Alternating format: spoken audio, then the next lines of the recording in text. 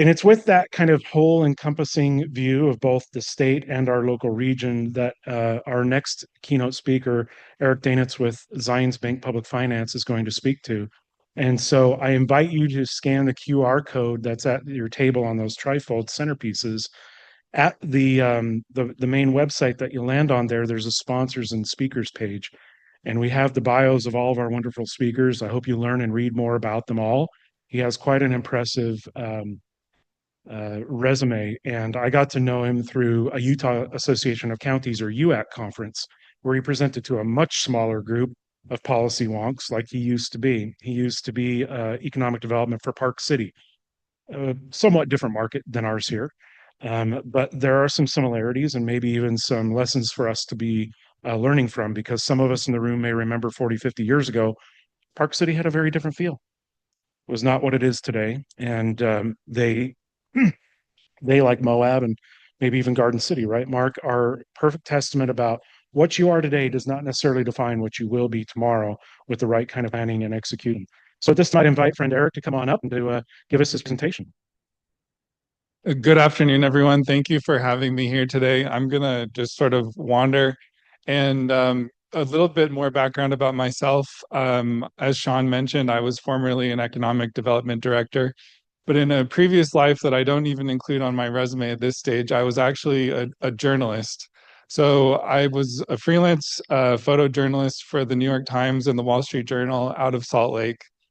In that world, you get paid for experience. You get paid in experiences and not money. So I decided at the time I wanted to have a family. I was kind of on an unsustainable path, but I think that that desire to kind of research and just learn learn where people are in life and what they're interested in and what they value is still a core part of who I am. And Zion's public finance has certainly given me the chance to continue that. On my experience in the financial industry, when I left journalism, I started in a role at Goldman Sachs Asset Management, not really knowing anything really about finance. But I've been on a sort of decade-long path of retraining myself, and I'm about to graduate with a degree in mathematics. I worked for a hedge fund inside of Goldman Sachs as the hedge fund's risk manager, which is a very quantitative role. And so you'll see some of that kind of pitch book-like content here. Forgive me for that.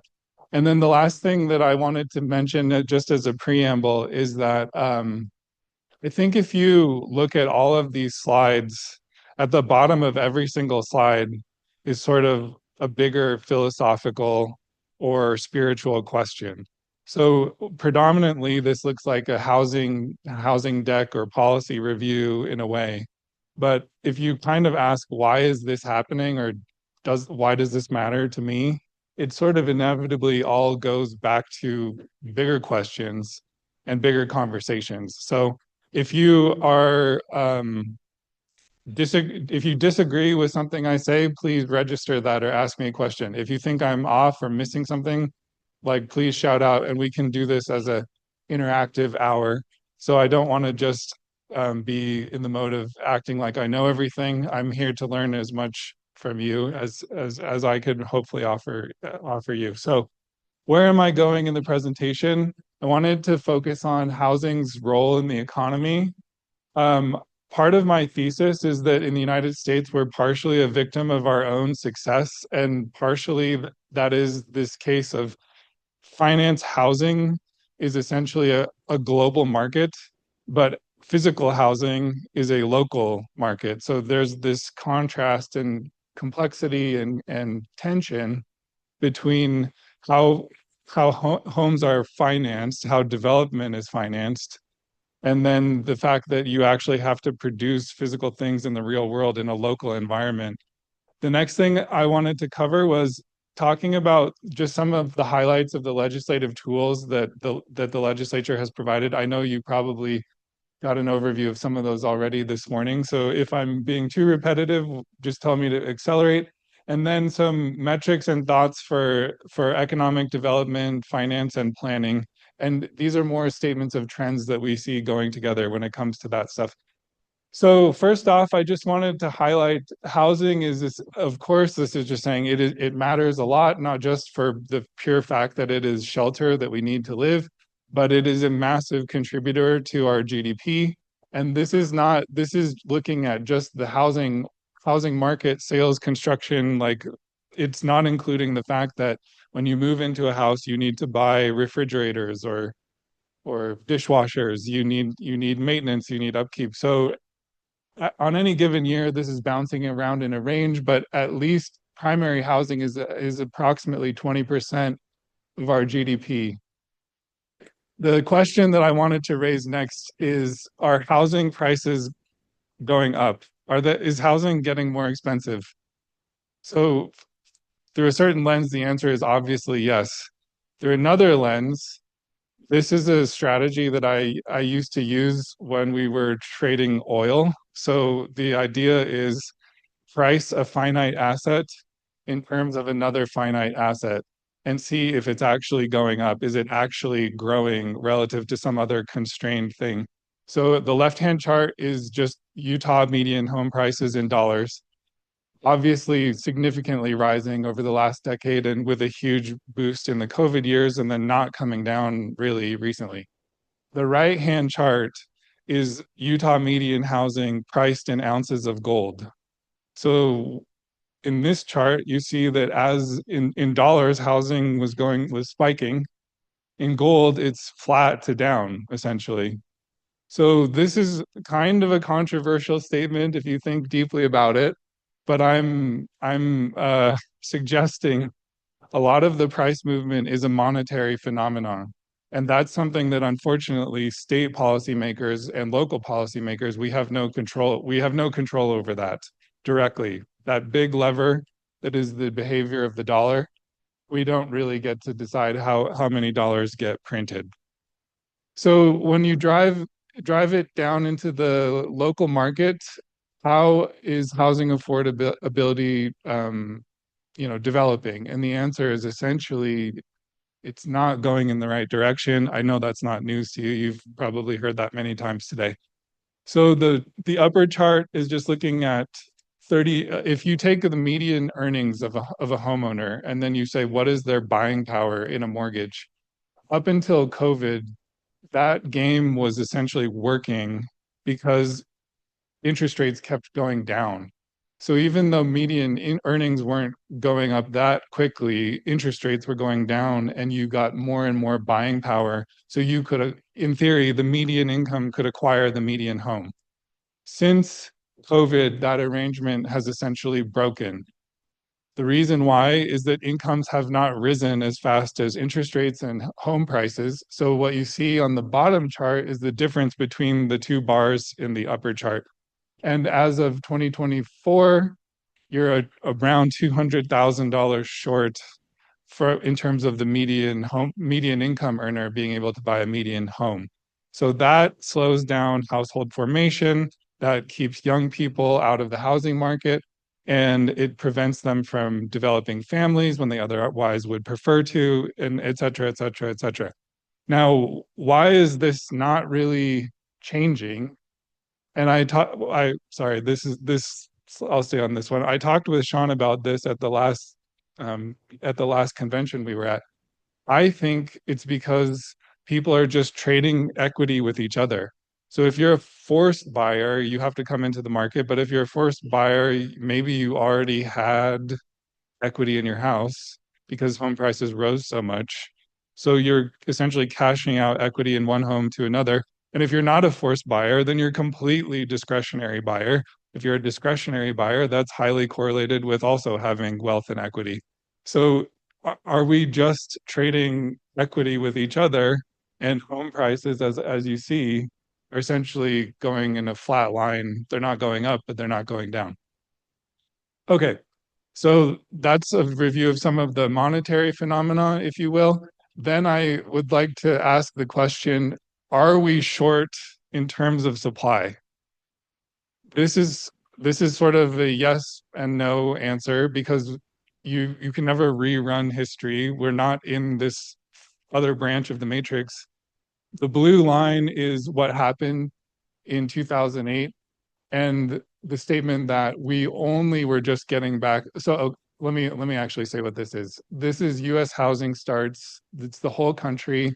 You can see what happened in 2007, 2008 was a huge reduction in the trend, and we only recovered to the historical average of housing creation around 2024. So if you think that means we're short on housing, which I think it could mean that, the right-hand chart is the difference between the orange and the blue. The orange line says if we had continued that trend, if we had continued the historical trend in 2007, where would we be? And then like I said, the green bars are the difference between those two lines. So that means you're millions of homes short nationwide, if you want to view it that way. However, if you want to say, well, that's a false reality that never exists because you can't go back in time and change reality. That's also true. But we certainly are missing housing stock based on the historical supply demand trends of the country. Okay, next thing I wanted to touch on is the things that led to the success of the boom are things that kind of constrain us now. So the 30-year mortgage is a very special financial instrument. It's essentially special to the United States. It was more or less created by an act of Congress in the way that we interact with it now. So previous to the, let's say, 70s or the post-war, the beginning of the post-war period, a mortgage was something that only a high credit borrower could get. You would go to a bank, you would have to know the bank. It would be a banker that is in your community. A bank would take the risk on you, and you would get this instrument. Post World War II, this was significantly standardized, but there's a very special feature I wanted to talk about on this slide. It's just the fact that you can prepay a mortgage whenever you want. This seems normal to us. In the bond market, this is like an exotic instrument because it's a really bad feature for investors. Why is that? Because you are most likely to prepay your mortgage when it's within your advantage to do so. So if you take out a loan at 7%, rates go down to 5%, you refinance, and now the person that made that loan to you is in a market where the cash that you gave back to them needs to get reinvested at a rate that's lower than what their previous investment was. So what happens is, relative to a U.S. Treasury, as with U.S. Treasuries, what usually happens is as interest rates go down, the value of the Treasury goes up. So that's what this chart shows. With a mortgage, this is the green line. The problem is as rates go down, that investment is likely to go away from the investor or the bank in this case. So this one problem is a problem for the bank and it's good for us. It creates social mobility for us. It allows flexibility. It allows job movement. It allows you to take equity out of your house and invest it in more valuable assets.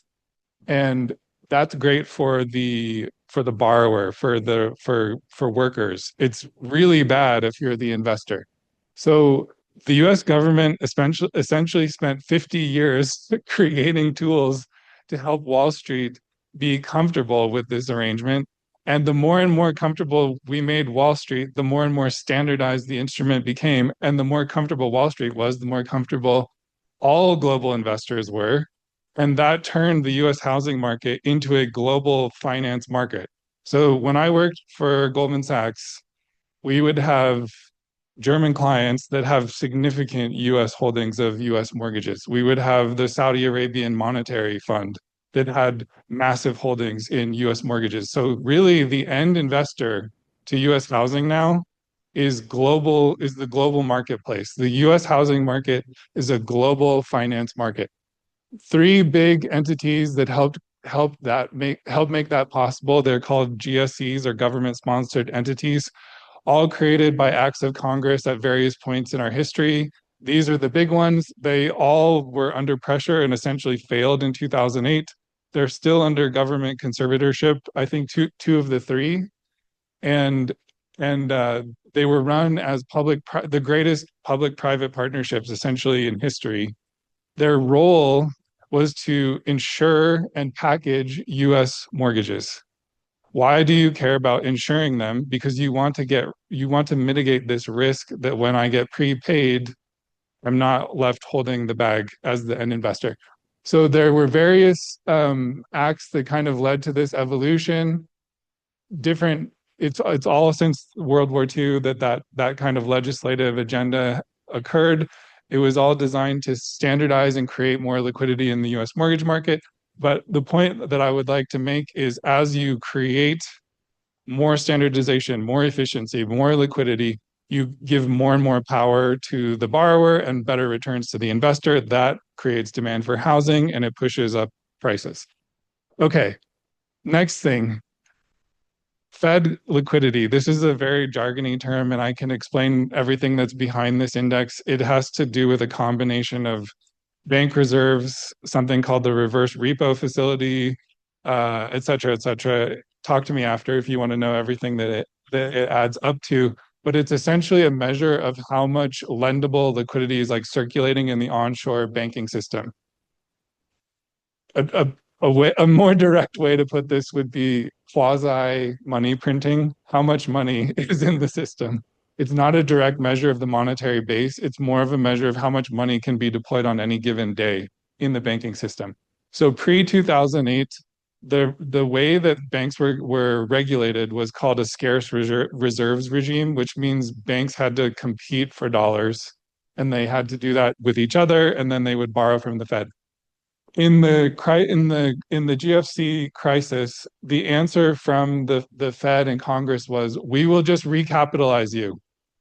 If you had a problem as a bank, we're just going to produce a bunch of reserves. We will have the Federal Reserve buy this. We will create debt. The banks will create new debt, treasuries. The Federal Reserve will buy it. They have the authorization to print dollars, to buy assets. That's exactly what they did. And that recapitalized the banking system. That was a significant departure from the previous regime.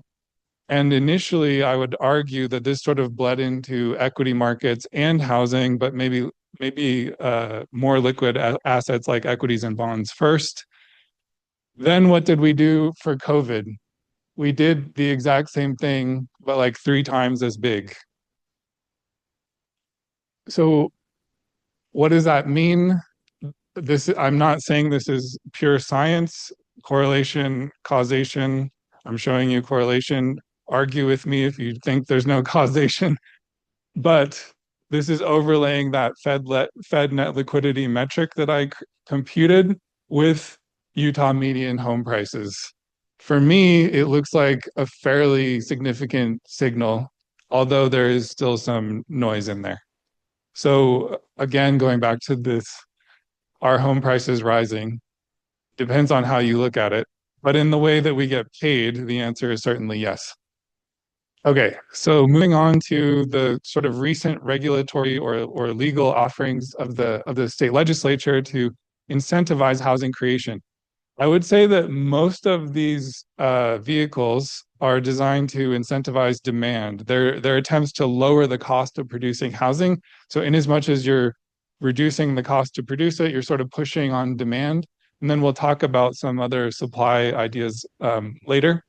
And then I also have a few other what I would call non-legislative tools, but they still exist and they're available. And then, of course, I also heard in some of the sessions earlier today, there's a ton of practical things that developers and cities can do on the ground. So the HTRZ, this is a vehicle that's designed to incentivize housing around transit-oriented developments. It specifically is required to be, you can create these districts around light rail, commuter rail, or BRT. So I'm not sure how flexible or useful it would be for Cache Valley, but if you do end up creating BRT stations or you have a service like that on the 89, I don't know if that's in your future. It could be a candidate. But out of all the tools that the legislature has introduced, this one has been the most successful or taken up in terms of actually being deployed or used. So these are all of the active HTRZs that have been approved and are heading toward construction in the state right now, you'll notice it's of course like highly Wasatch Front centric. That's because of the need to be near transit facilities. And then these districts are essentially they're trying to speed up the creation of density around transit networks. The next slide here is showing you the amount of money that has actually that will go out in the program. Significant subsidy to these projects.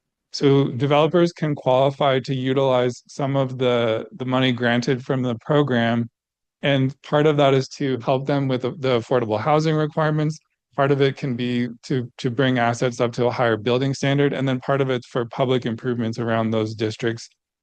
Just giving you a little bit more review on the efficiency of some of the projects. If I take the amount of money that's gone through the program for each project, the per unit, this is looking at the benefit per unit from that state money. So in certain cases, some of them are highly efficient, like the 200 West track stop in the Greenery in Salt Lake. That's at like 34,000 per residential unit of subsidy from the HTRZ program. But then for some lower density ones, you'll expect to see that number be higher per unit. So the Lehigh one could be as much as $130,000 per unit. And that dashed line is just showing you the average over the program life so far. Here's just some examples. Again, they're usually next to relatively, trying to create a significant amount of density near transit networks. The next one is called the Home Ownership Opportunity Zone. This has to do with a land area that's 10 acres or less, and 60% of the units must be affordable. None have been created to my knowledge, and the same one with the next one that I'll talk about. I think part of the issue is they're still relatively inflexible for certain communities. So it would be interesting to hear from you if you had to change certain parts of the statute, or if you could, what would you do that might make you interested in deploying it? But the point being is, I think I've worked with several cities where they were interested in the HOPZ itself, but because it's required to offer ownership, it prevented them from doing for rental units and LIHTC units. Oh, sorry, is that me? Yeah. So it'd be interesting to know what might constrain you from implementing it or how you would change it. And the next one is the first home investment zone, or the FIZ, as I say. 10 to 100 acres, and 30 dwelling units have to be in the developable area. 50% of the homes must be deed restricted. The one thing that's nice about this is that it does allow for extraterritorial areas, so it doesn't have to all be a contiguous geographic area, which I think does add some flexibility. So this is just a reference table for you. It's not something I'm going to read through. This presentation can be distributed to you. It puts all of the legislative highlights and authorities on one plane, and hopefully that can be a reference for you for the future. The next thing I wanted to touch on, which we frequently work with too, is the low-income housing tax credit program in Utah. It's administered by Utah Housing Corporation. This is technically a program of the Treasury, and then in every single state, it's administered by a specific designated entity. So in Utah, it's the Utah Housing Corporation. These are subsidy to the capital stack of a development. It's for affordable rental units, and they're essentially both competitive processes now. So even though they say 4% and 9%, that can be like really confusing names. What it means in practice is the 4% credits usually pay for 40 to 45% of the physical cost of like the qualified assets of a development. Then the 9% pays for 70%. So those are more competitive. So working with developers that have a track record in this program is critical, and it's sort of like a chicken and egg problem. If you're a developer that's never gotten tax credits, how do you get them if you've never received them before? The way I see people usually solve that problem is they join a team that has already received tax credits before. So we've worked on a few different examples. One deal that I helped do myself was this one in Park City that was 120 units. The rentals range was 40 to 80% AMI. There's other notions of adaptive reuse ideas in Salt Lake. That's one that's qualified. Other things that are happening in Salt Lake. And then at the bottom of the slide, I wanted to put a different example for you, which is really interesting. And I've worked with a developer that did this, but we unfortunately did not implement it in the jurisdiction that was entertaining it. Nevertheless, there's one going in the ground in Colorado. These are 100% tax exempt deals. There's, excuse me, 100% tax exempt debt. So what the developer does, sorry, I'll talk about it in a minute more. They structure a nonprofit that oversees the project and actually acts as the asset owner once it's fully constructed and built. All of the financing is through the nonprofit, and this developer has a excellent track record and works with banks like JP Morgan and B of A. They have a certain risk appetite, and they're willing to lend 100% debt against these assets, expecting they examine the demographics of the communities where these projects will happen, and it's in areas where they know the demand is so in excess of supply that the cash flow is coming. The last thing on different policy tools, I wanted to just put on another reference for your local housing authorities for HUD housing choice vouchers. So if you're interested in pursuing those, speak with those entities. And then the last thing in this section is just a very brief reminder of what the code requires of all of us. So in Cache Valley, you do qualify where your general plan requires you to have the moderate income housing plan. And that means that we're looking at things like having a plan where where people under 80% AMI can expect to have reasonably attainable housing. And the moderate income housing element does involve sorry, this is an advertisement for Zions. If you need any help with your moderate income housing plan, please reach out to us. Okay, local land use. I wanted to touch briefly on the process that you're likely all familiar with, and I hope that you have a little bit of sense of humor with me. If we're thinking about all of the steps that a project has to go through on its route to even being constructed, every step in that process involves risk for the market participant. And the longer that time takes, the more expensive it becomes to them.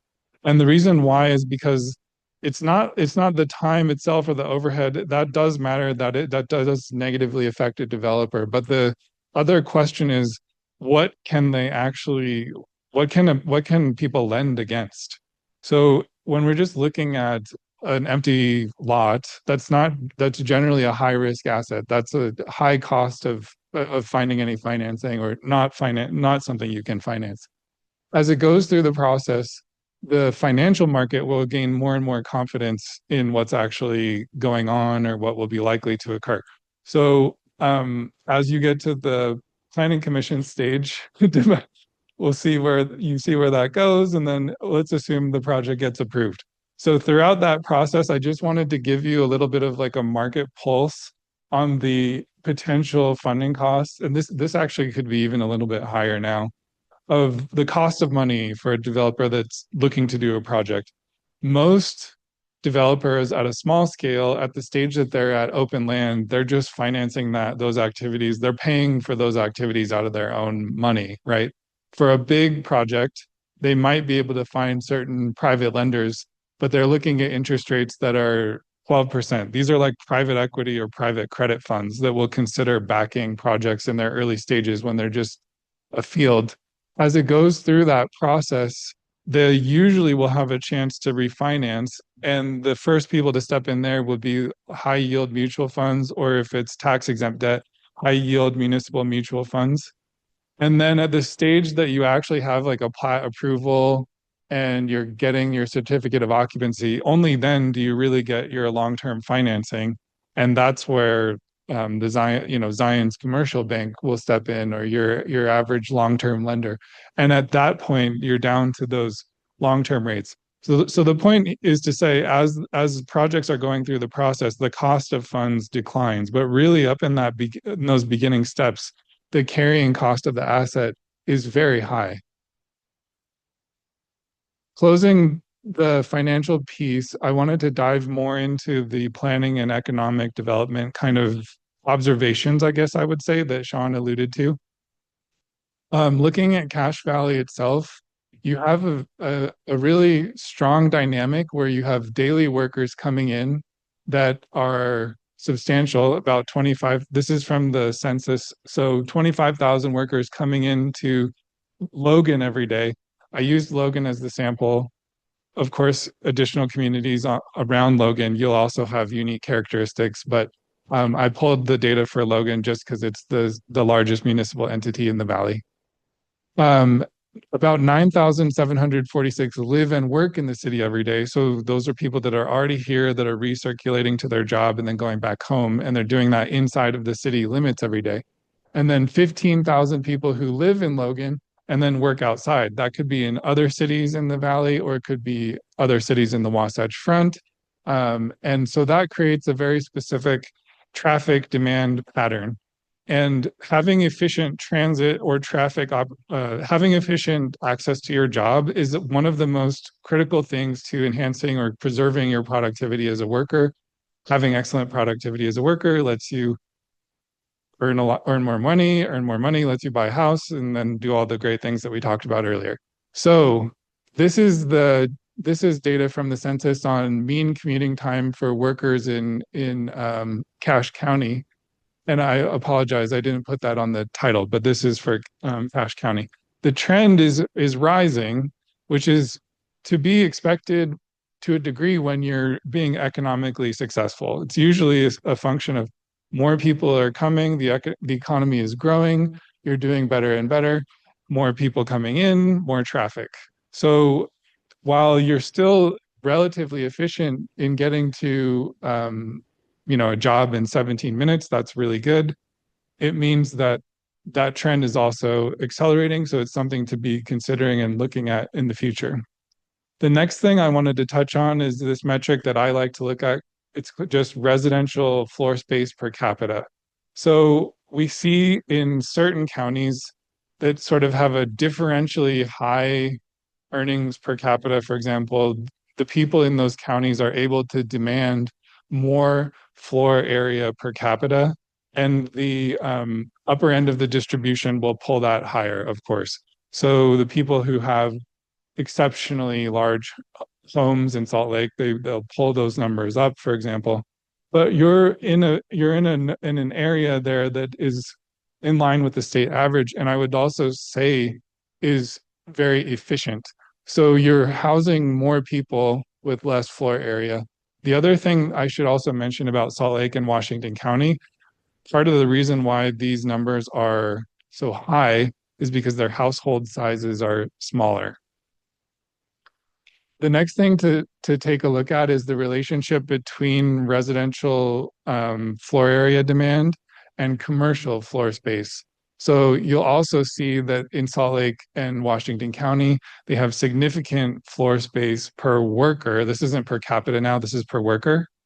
And part of the reason why Salt Lake is like this is because it's this international hub of distribution. So if you're coming into the state, you're kind of likely going through Salt Lake at some point, or Washington County has some significant distribution facilities as well.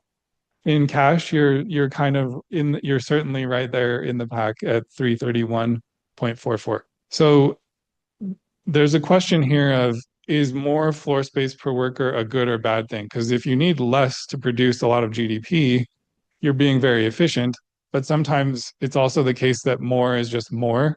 So now I'm putting the relationship between these two things together, and what you'll see is that they basically create a linear relationship. So sometimes it's the case that as your population grows, you need more floor space per per resident, more homes get built. As more homes get built, there's an expectation of more commercial demand. And so then more floor space is developed, retail space, et cetera, and that creates jobs.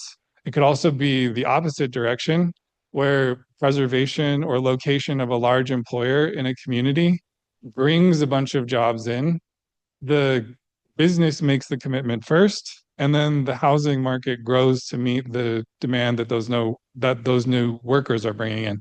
The one thing I wanted to highlight here, part of the reason why I believe Weber County is so far below this trend line is because there's a significant amount of commercial area on an Air Force base in Weber County, and a lot of that of just even the land area of Weber County is an Air Force base, and that's not going to be directly reflected in my numbers. The last thing I would say is if you're looking at potential future development in your own community and you're seeking to identify places where you could help facilitate projects, or if you're trying to forecast where projects may occur, this is a technique that we do on every economic development plan project. We simply take the assessor's file, we look at the amount of acreage and the market value of every parcel. So really, this is this very simple calculation, and I'm giving away the secrets. This isn't that big of a secret, but anyway, you take the improved market value, divide it by the acreage, and just look at a heat map. The places where in this chart, the kind of purpley color means like low value per acre. And interestingly enough, this is a view of Salt Lake. And if you look at some of those large blue polygons where the low value per acre is, that's where the Power District baseball project is planned. So a real estate developer will or can be systematic. They'll search the space. Where can I afford to buy land? And where does it intersect with zoning I can work with? Those are the parcels you're going to go after. That's where the growth is going to happen. And it's not to say that growth can't happen in the high value areas too. It will, but the cost of that new development will be higher. So the asset mix of high density new growth usually has to happen at a more valuable or higher price point. And then the low value per acre land is sort of asymmetric opportunities for expansion. So that kind of leads me to the summary, and then a question I wanted to ask you. We talked about incentivizing demand for floor area and the financial tools for doing that. The state has certainly offered a lot of legislative opportunities for us to push on funding costs, meaning trying to push them down by giving access to things like tax increment. And then on the supply side, government agencies, we can do other things like liberalizing, and I don't mean liberalizing in a left-right regime. I just mean making it easier to develop in your community, and that might mean more consistent zoning. It might mean potentially reducing parking requirements. It might mean systematizing your ADU code, for example. So those are wins if you're looking to incentivize supply. And lastly, I'll say, I'm not suggesting that you should do any of these things, but these are tools that are available if you wish to. There's a bunch in the appendix. This is all here just as reference material for you, and it recaps some of the financial metrics I talked about. I think, obviously any questions for me, just shout them out. But one of the questions I had for you is, I've been driving up to Logan since I was in college. I was playing volleyball, and we would play a lot of tournaments at USU. And the thing that always surprises me is every time I drive up, I see more growth, especially on the entrance corridors of the city. And I'm interested to know, you have such a strong heritage in agriculture, and you also have the success of the university. It would seem like there's an incentive that as the city keeps growing economically and population-wise, that you could start to see the city expanding into agricultural zones or densifying in the core. I'm not exactly sure because I haven't gone that deep and I should have before I came up here, but I'm curious to hear about if you feel like there's a push-pull between the heritage of what this valley means and then the success you're having as you grow larger. So it's an interesting question. Sorry for being wordy as I asked it, but and obviously any questions for me or comments. I think there's a spelling push to keep that. So if the goal is to keep more of the open agricultural land, to me that says if you're going to grow, you have to densify the core. Is that something people are willing to do?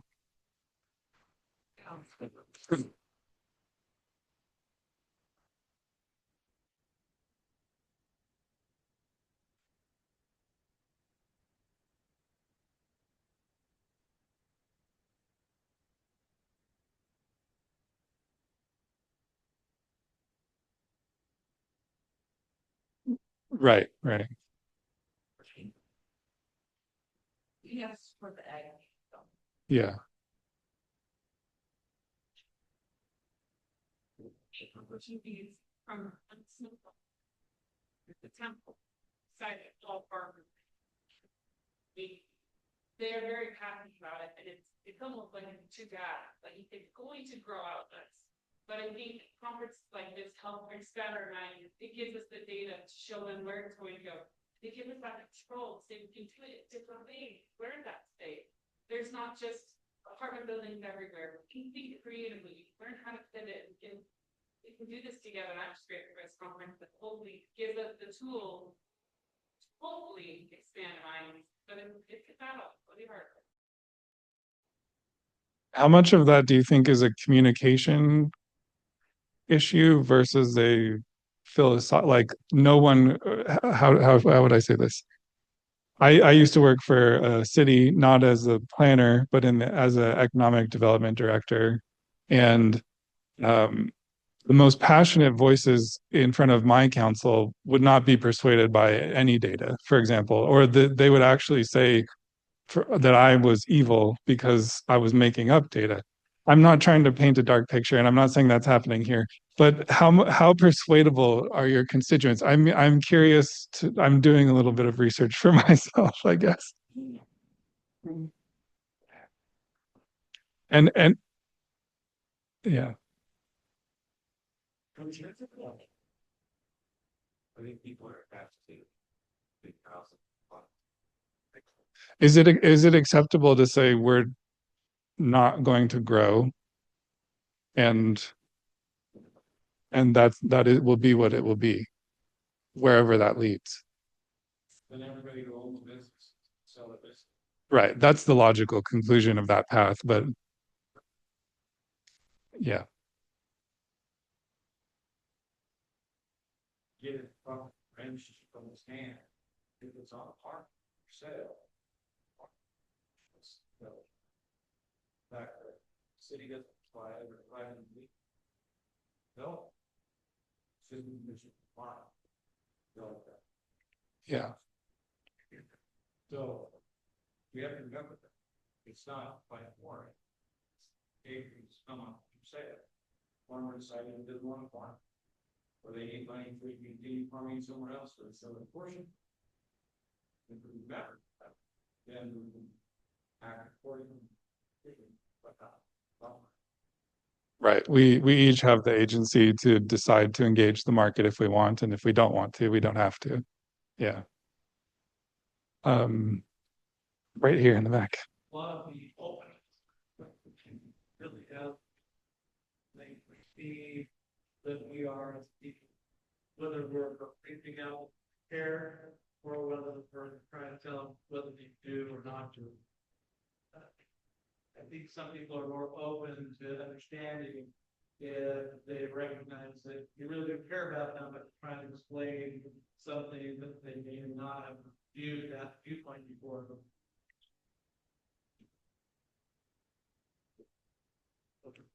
Yeah, right here. Farm profitability is strongly correlated and increasingly correlated with economy of scale. So when it's really instructive to just sit down in each town and look at the parcel map of the farm around, who owns them, whether it's little families or whether it's a operation large enough to make a living doing it. And then you can start to assess motivations of the people that are farming.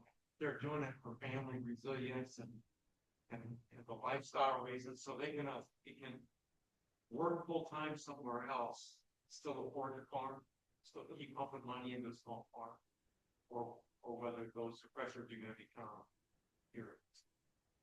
Yeah, and that's a great point. I mean, my experience or that parcel map I showed was looking at a downtown urban area, but the same principles could be applied to anything.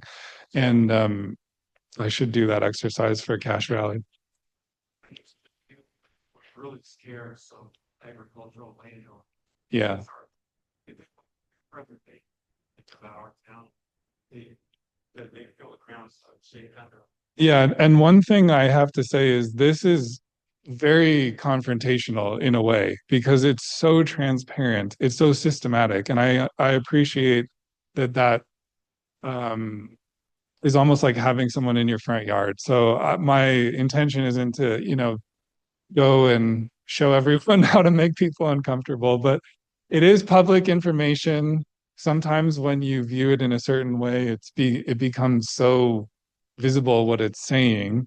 But I'm not seeking to impose I'm not seeking to impose the should. I'm just hoping to give you some tools and techniques to answer your own shoulds, or can we, should we, etc. Um, any I'm curious also to know about the sort of state tools versus local control. So I obviously talked a little bit about the state tools, which are they're legally authorized. You can enact these if you can find a specific way to apply them, conform to the rules, and you're great. Then you can take that future tax increment, help accelerate the process. On the other side, there's all of the other layer of this, which is like the local zoning practices and policies, which really is where things come into the real world, in my opinion. So seeing or reviewing some of the state tools versus the local tools, are you apt to use one or another, or or anything that you would propose or change about some of those larger state tools? I'm not a policymaker. I'm just curious to expand my knowledge for our clients and what we may recommend to them.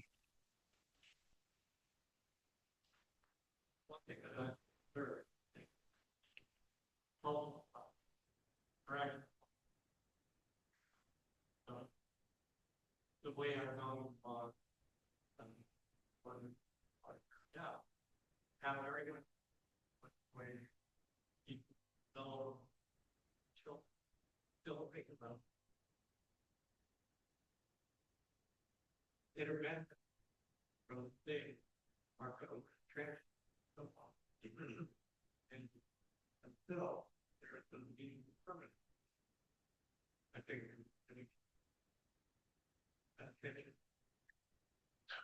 Right. Yeah.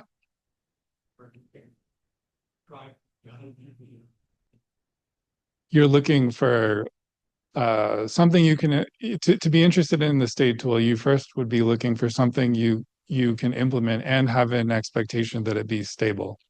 Yeah. Stable policy regime. Yeah, that makes sense. I don't know how we're doing on time, Sean, but any further questions, comments, or things I could clarify or add? Thank you so much for your time.